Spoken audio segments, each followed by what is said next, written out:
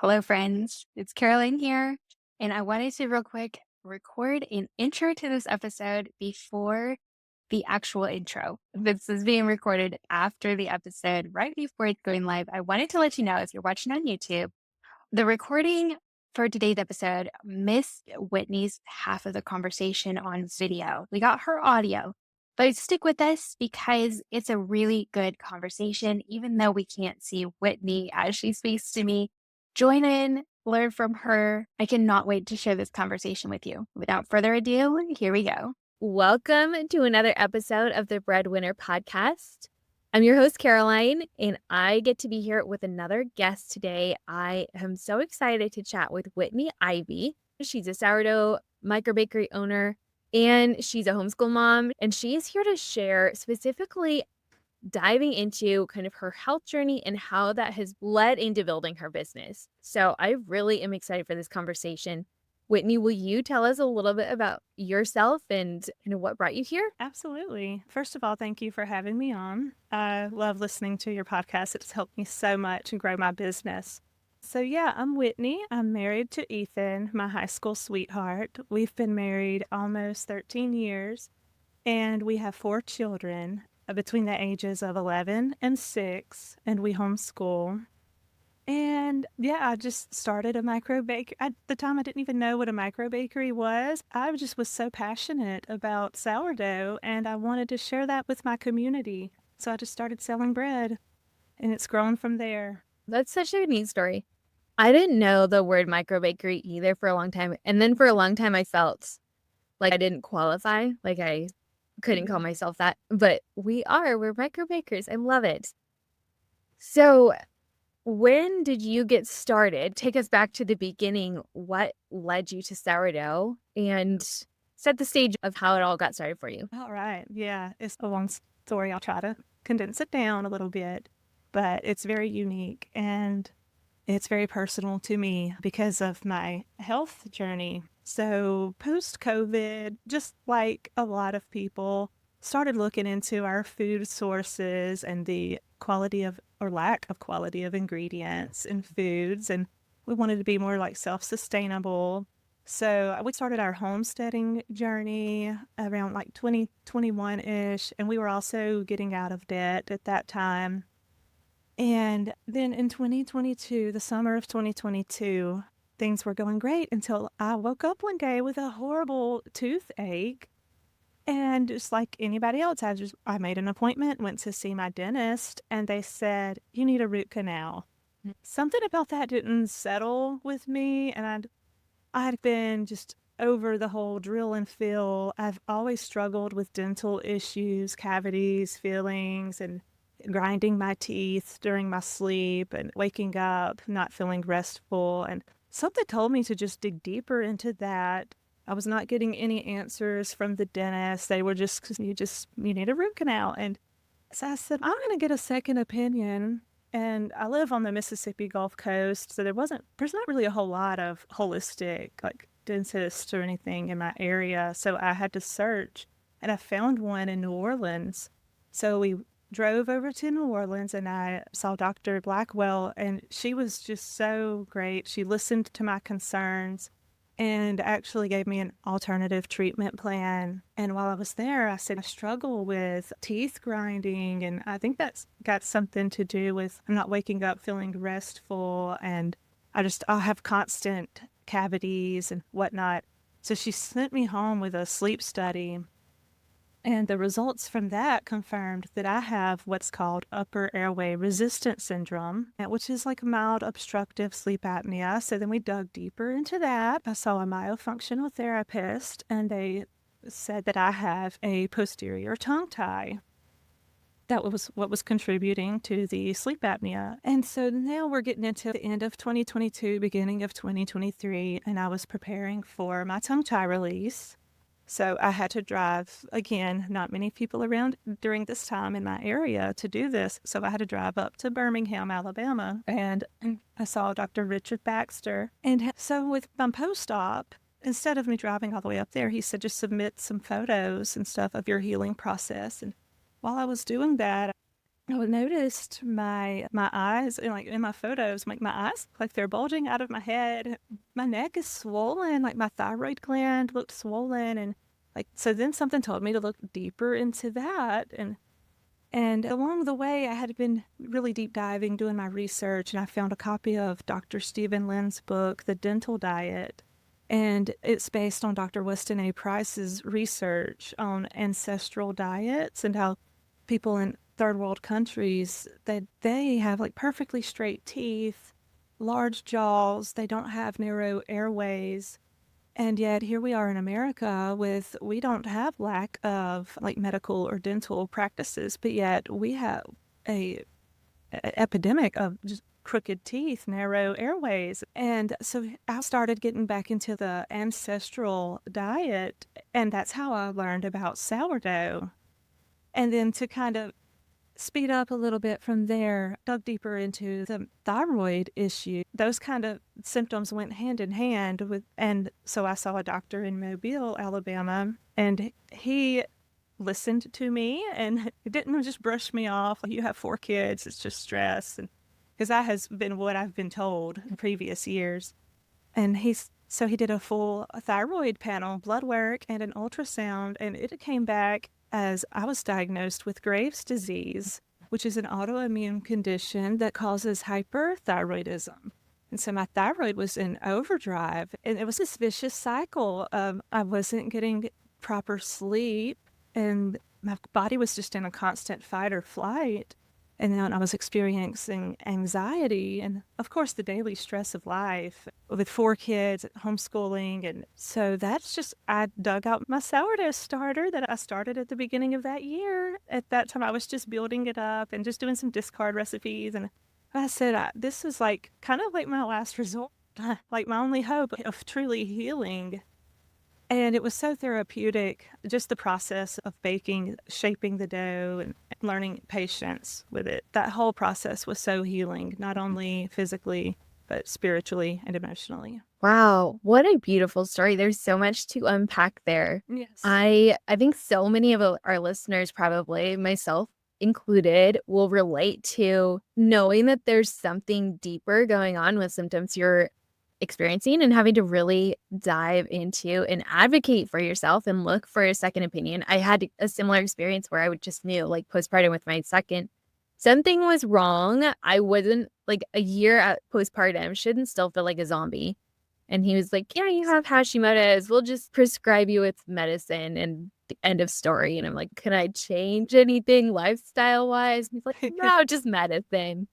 Oh my goodness. Yeah, so it's a broken system, and I'm so glad that you Yes. are here to talk about advocating, and that's not really the only conversation here. I would love to explore even more how that the healing process and what that looked like for you, but I appreciate you bringing this conversation and just I'm sure there's someone listening saying, "I don't feel alone anymore. Like, I've been experiencing something." Yes. Yes, Um, because it can be very isolating. it really can, and then when the medical professionals who've gone to medical school are telling you it's all in your head or you're just stressed or tired from your kids, it's Can be discouraging. Yes. mhm. I am sorry you went through that, but I love hearing kind of the other side of it now. Let's hear about a little bit more about the healing experience with sourdough. Did you actually feel physically like you began to heal once you introduced sourdough, or what did that look like for you? Yeah, actually, did like the autoimmune protocol that so I actually did not even eat bread for 6 weeks, but I was still making sourdough for my family. That was the hardest part, having that self-control, pull a loaf out of the oven, and I couldn't even eat it. I knew I was doing right for my family. And once I started to introduce those, I just compared to yeast bread or just the grocery store bread, I felt like I had less inflammation, and my doctor is so great he listens to my concerns, and we came up with this whole like integrative treatment plan. So I am on a small dose of anti-thyroid medicine, but he also prescribed me like herbs, and I've been able to like wean off of the medicine, and he told me like there is hope. I can he sees that. He told me, just keep doing what you're doing. Like, I've been exercising and doing the sourdough. And he said, well, whatever you're doing is working because your numbers, like your thyroid levels are getting better. And I feel so much better. Wow, that's incredible. That is absolutely amazing. And I think there is the modern medicine and the herbal and just food based can go hand in hand. They really can. Yes. And there's beauty in utilizing both and being supported how you need to. I think sometimes in this work, a lot of our listeners, a lot of sourdough bakers lean to the crunchy side. And sometimes there is some shame too around utilizing medicine for support. And I think that Yes. also needs to be talked about a little bit. Yeah. It really does. Yeah. It's great. You mentioned shame. Like, for the first year after my diagnosis, I was not on any medication, and my heart rate was just like through the roof. But my thyroid levels were coming down, like doing just the natural stuff. My grandmother passed away last year from a heart attack. So that kind of woke me up too. I was like, oh, I, Mm. my doctor kept saying, you're with your heart and the hyperthyroidism, you're at a higher risk of developing AFib. And so there was a lot of shame at first with that, because I'm like, well, I'm, crunchy. And, but I knew, well, if I wanted to pursue having a micro bakery, I knew I couldn't continue on the path that I was. And I just better to be there for my community. So I chose to do both. I have no regrets. Yeah. Yeah, that is really wise. I totally relate and wrestled with that. I've actually been supporting my ADHD in this season with medication, and it's exactly what I need. I may not stay on that long term, but I had to wrestle with that too. And I completely understand. I'm so glad that you're sharing this because I think there are probably listeners who need to hear that. So let's dive in kind of a little into your micro bakery journey and the evolution from baking for your family to baking as a business. What made you want to turn your love of baking into a business? Yeah. So really, with business, all it is like solving a problem for somebody. And I was just frustrated with the lack of quality ingredients that I was seeing. And this was even before, before I was seeing sourdough in the grocery stores. And now I'm starting to see that trend. But before that, like, I just was so frustrated with dealing with my own, like, autoimmune stuff. You would look at it, would say like gluten-free bread, and then you'd look and it'd be this whole list of ingredients that you can't pronounce. And so I was just frustrated, and I knew that if I felt that way, there had to be other people out there who felt the same way. And I didn't, I knew there was an opportunity in my community. I didn't see anybody else selling sourdough, and I'm sure there probably were some, but I just didn't see that. And so I just said, I've got to jump on this opportunity. I had been baking sourdough for about a year at this time, just for my family. And so I felt somewhat confident in getting started. Of course, I learned a lot after I started. I didn't know as much as I thought I did, but that's part of the journey. But yeah, I just jumped on that opportunity. My kids wanted to save up some money for music lessons. Of course, with us being homeschoolers and living on one income, we make our kids work and do chores and stuff, make money. We try to instill those values in them. So I said, why don't you sell some lemonade at the farmer's market in my small town? It starts at sun up. And those people are serious about it. Their tents, they are set up right when the sun is coming up.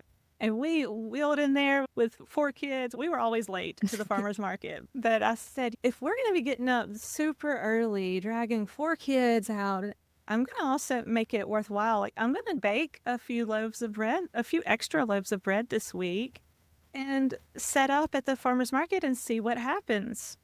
That's just how it all started. I didn't even make a Facebook business page or anything, as I didn't know how this was going to turn out. I was like, I'm just going to bake and see. And there was nobody else at the market selling bread. And then people like flocked to my booth, and they were just asking about sourdough and everything. So that's just how it started.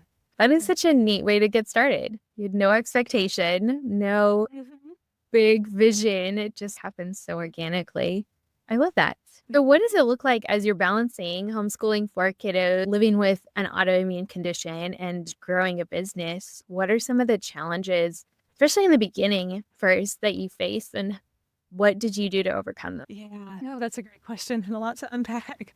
It's a lot of like controlled chaos at our house, but I guess I'm like a type A personality. I thrive on routines and schedules, and with our homeschooling, I've homeschooled my kids from the beginning, and so they're used to doing chores around the house, helping out. And like I said, we do pay them some. They do have some responsibilities just for being part of the family. But then we do pay them extra for larger chores. And then we already just had our homeschool routine go. It was really easy to work sourdough around our schedule that we already had. And I'm a big fan of the block scheduling. That's been a game changer just with time management. Another resource that I tell people, and I actually learned it from your podcast, was using like Chat GPT to help an outline like of a schedule, especially on a week. If I have a doctor's appointment, we have a lot going on. I'll just say, like, this is like what I need to get done, what I need to bake. But this is the appointments that I have to go to. And then, so I go from there, and then I have to tweak some things with AI. So it doesn't always know the whole sourdough process. But that's been so helpful. And that's been a game changer in my sanity. And when I first started, though, like, I didn't know about like these big bread ovens. I didn't know. I was just baking in my kitchen oven, and I have a Dutch oven and a couple of loaf pans, and I didn't know, that you can do like the 2 loaf pan method and bake more at a time. So when I learned that, that's like a frugal way to scale up.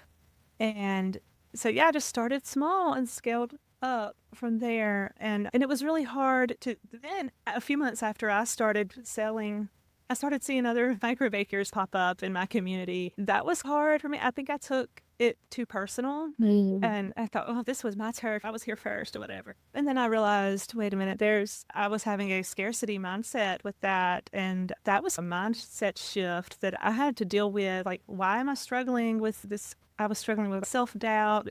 Maybe they had more followers than me, or maybe their bread looked much better than mine. And I had to overcome some of that self-doubt and that imposter syndrome, if you will. And as I was like, I'm just starting slow and I'm not getting as many orders as it looks like they're getting. But that's the beauty of it. And I'm so thankful that I did not grow as fast as I did in those early days, because I probably would have been too overwhelmed. Wow. A couple of things I want to circle back to in that. But I'm so glad you shared about the imposter syndrome and taking it personally and all of that, because I think that's something that the majority of us go through and experience and maybe are actively working on. So let's stop at that imposter syndrome for a minute. What does it look like to work through that a little bit? And what advice do you maybe have for bakers who are struggling with some self-doubt or some fear when they see other bakers popping up near them? Yes. I'm a Christian, and so, like, for me, it's faith-based. I had to surrender my bakery into God's hands. That was a big thing at the beginning of this year.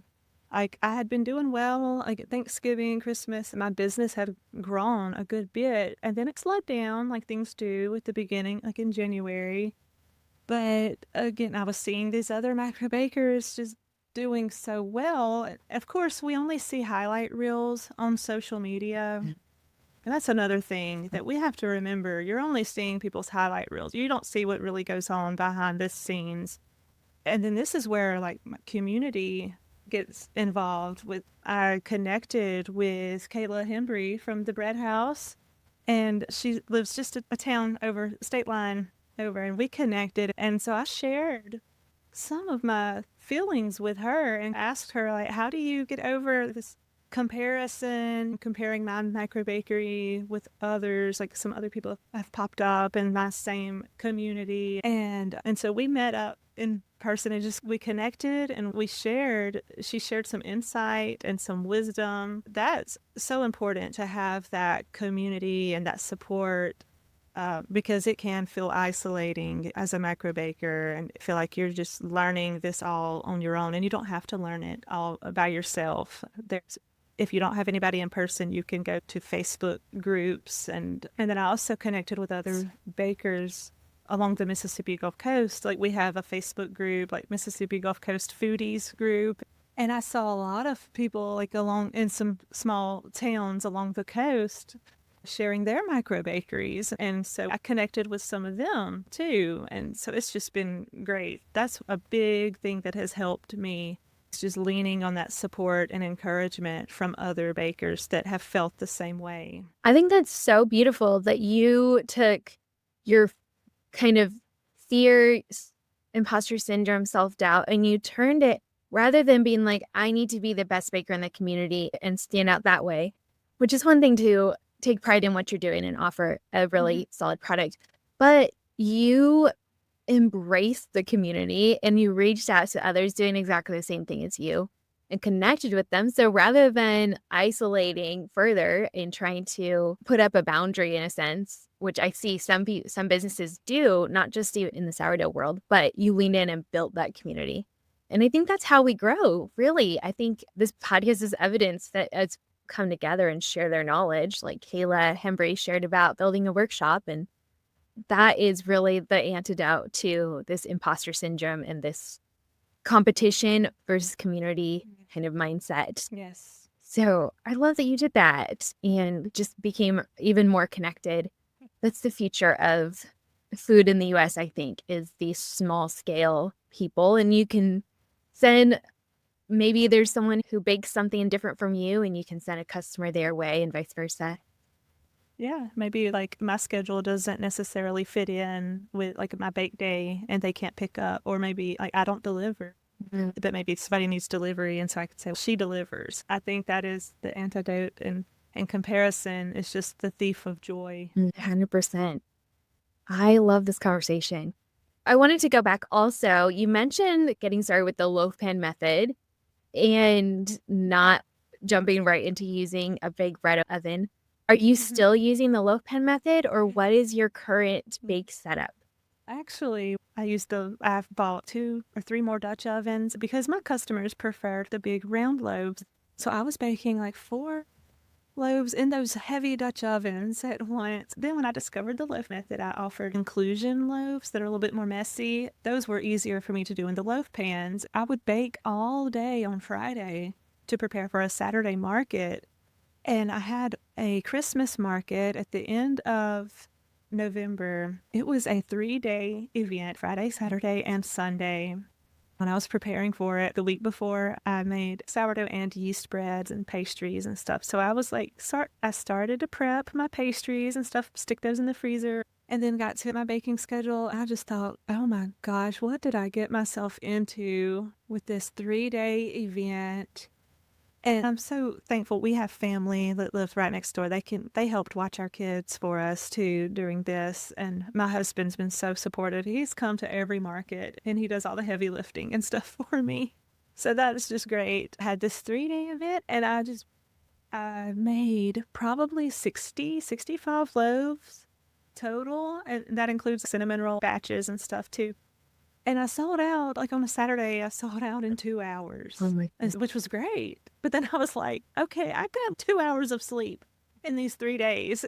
And so my husband was, I'm looking and he's on his phone scrolling through. He said, so which kind of bread oven do you want? And thankfully the income from that sort of helped. And because we had done like our debt-free journey, I started my business debt-free, and we have our savings and stuff. And with the we lost all 3 grandmothers. Like my husband lost 2 grandmothers, and then I lost mine in 2024, all within 6 months of each other. And so we had a little bit of an inheritance from that we were able to put toward the bread oven. And so after that, we purchased the Rothco B40 at the beginning of January, and I've got my sleep back. Wow.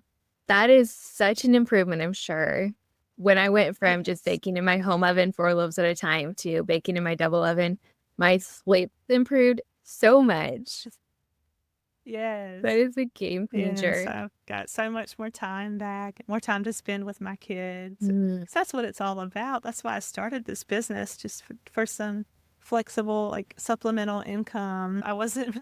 I was starting to feel burned out before I had the bread oven. And so that's been a game changer. And I always tell people there's ways to scale up without going into debt. That's a huge, because debt also adds that extra stress that we don't need. So what would you say to someone who is getting started and they don't have the opportunity to purchase a bread oven and it doesn't make sense for them? What is some of that advice that you give people of not having the right equipment to get started? I started small scale, very small scale. At my first farmer's market, I had a plastic dollar tablecloth and just a few loaves of bread, and our canopy was a beach umbrella. I just started very small scale and worked my way up. And then there's a book by Mike Michalowicz called Profit First.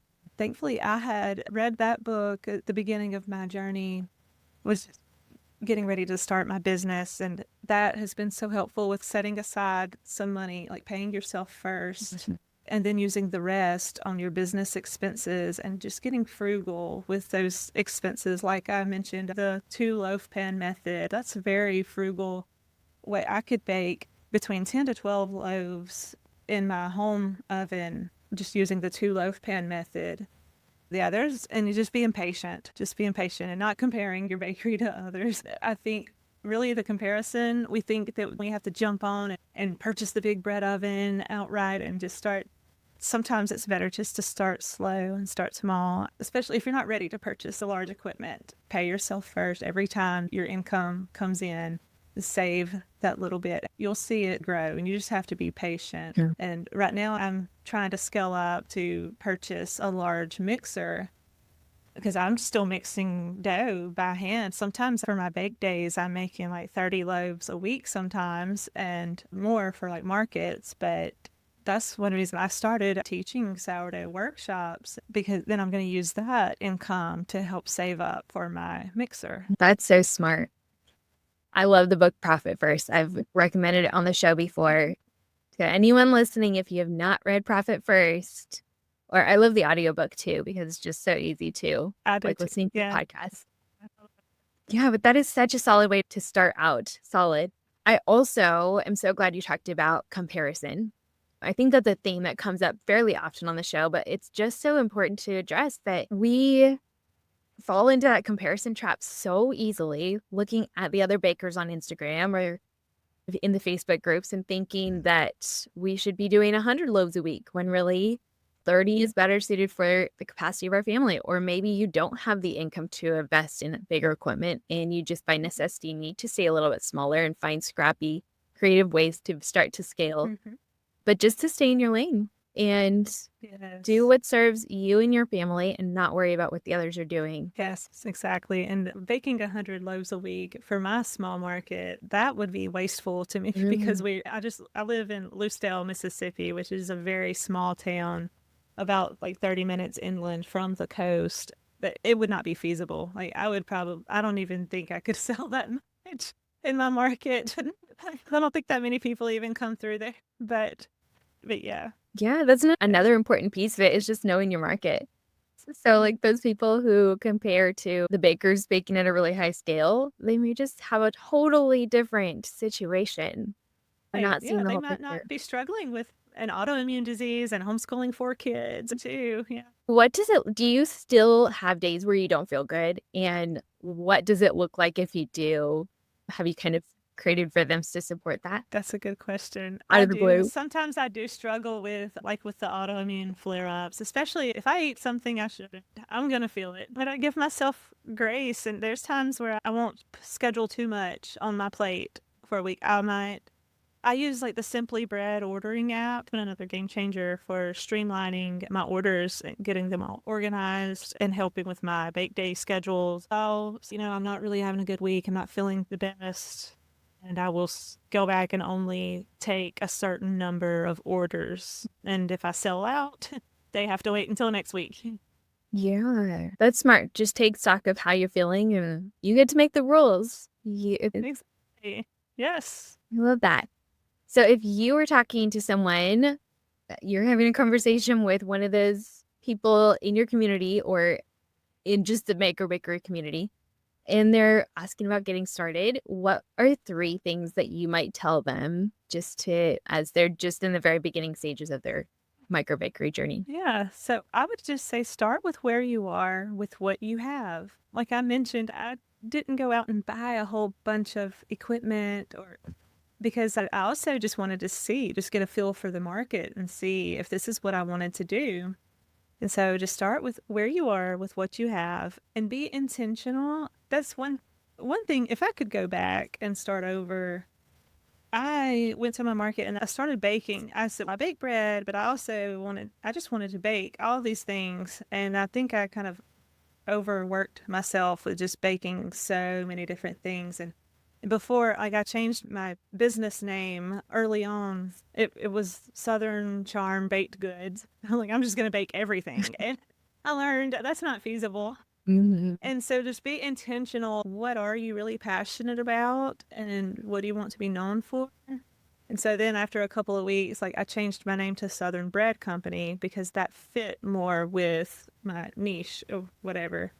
So yeah, I say be intentional. Just start with where you are and really get clear on what it is you want to bring to your community.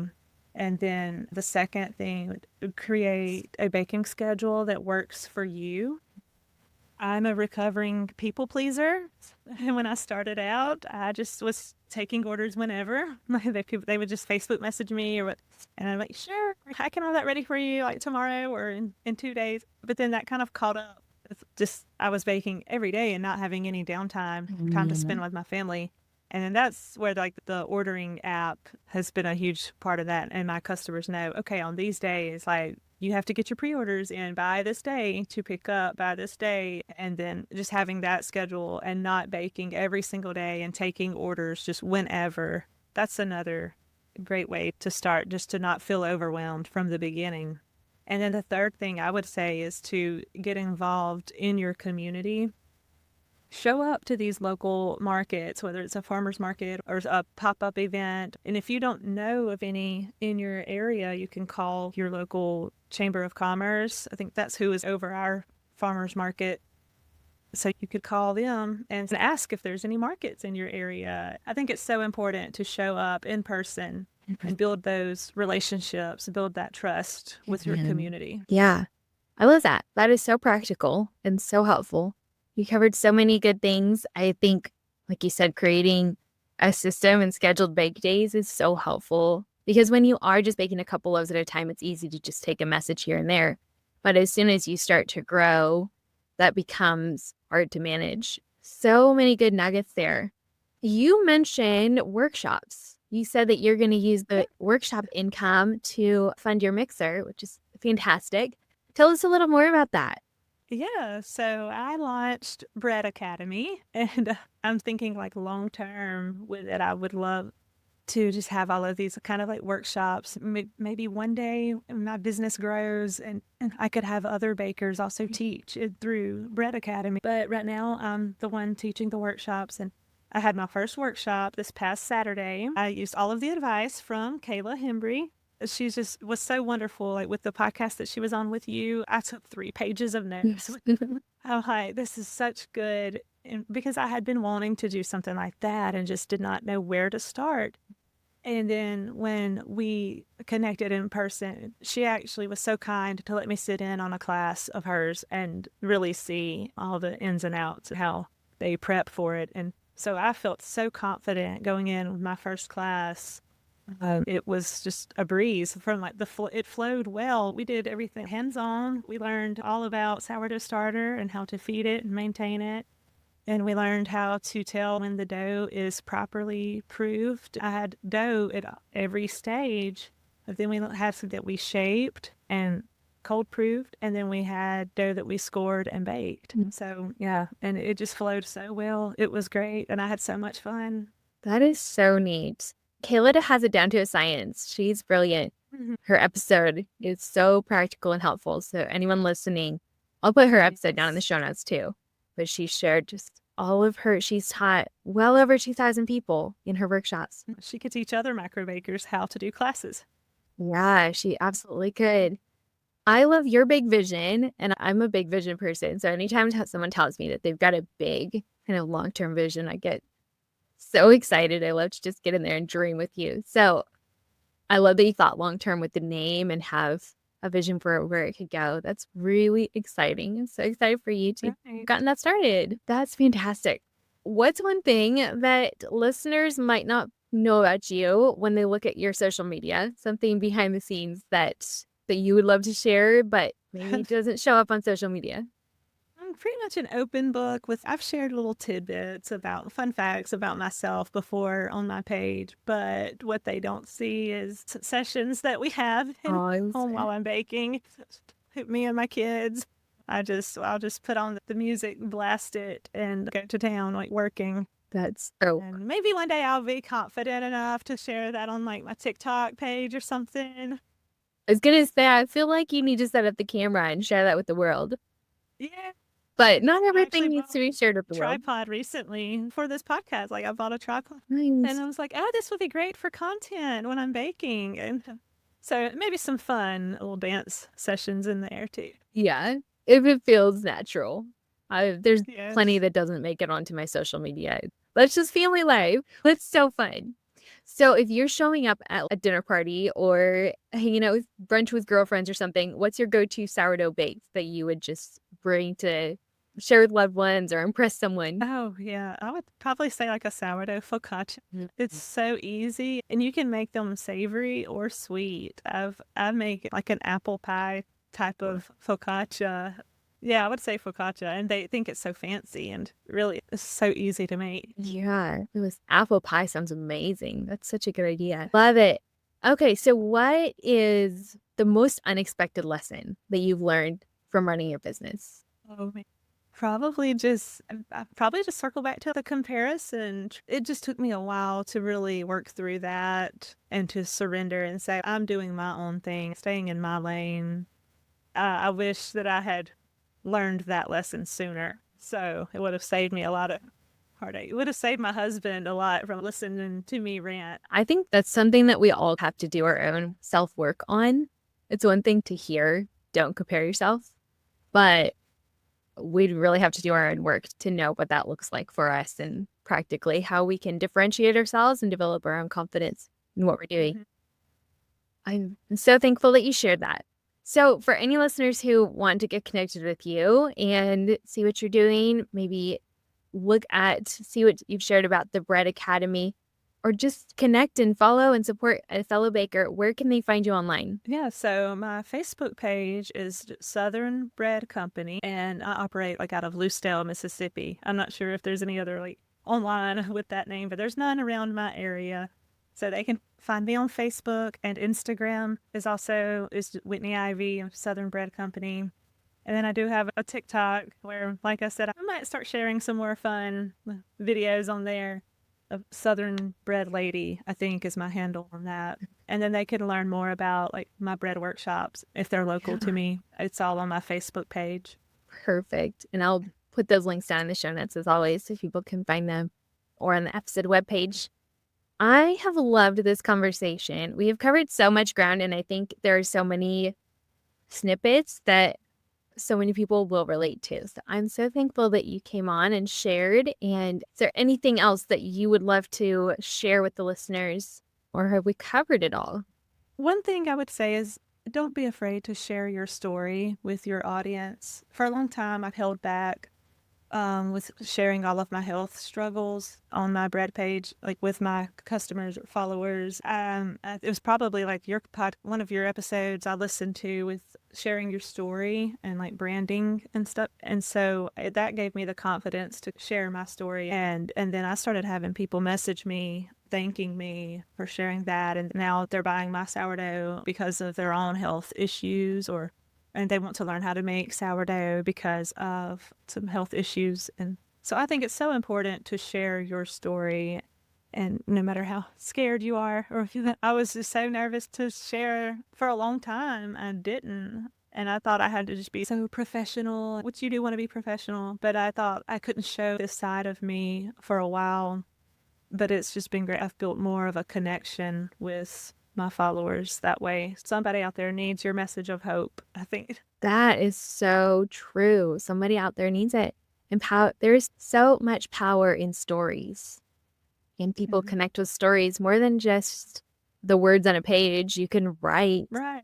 that sourdough is great Yes. for people who can't digest regular bread, but they connect differently when they hear your own personal experience with it. People buy from people. They don't just say, hey, my bread's great, buy it. When you actually share the story behind it. Yeah, 100%. That is so good. Wow. Thank you so much for sharing. I have absolutely loved this conversation.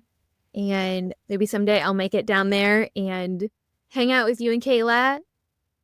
And we'd have Yes, that talked would about be a little great. beach moment. That'd be Yes. so fun. I have loved this, Whitney. I'm so excited to share this conversation with our listeners. And to those of you listening, if you took something away from this episode, which I'm sure you did, take a screenshot of the show, whether you're listening on a podcast app or listening on YouTube, and tag myself, Caroline Bauer _sourdough. Tag Whitney, Southern Bread Company on Instagram. Yes. Okay. We love seeing where you're listening from so we can all get connected. And I love to reshare those posts too. If you're not following the show, make sure you do that. Click subscribe so you don't miss an episode on Mondays and Thursdays. And as always, I will be back soon with another episode. But until then, happy baking.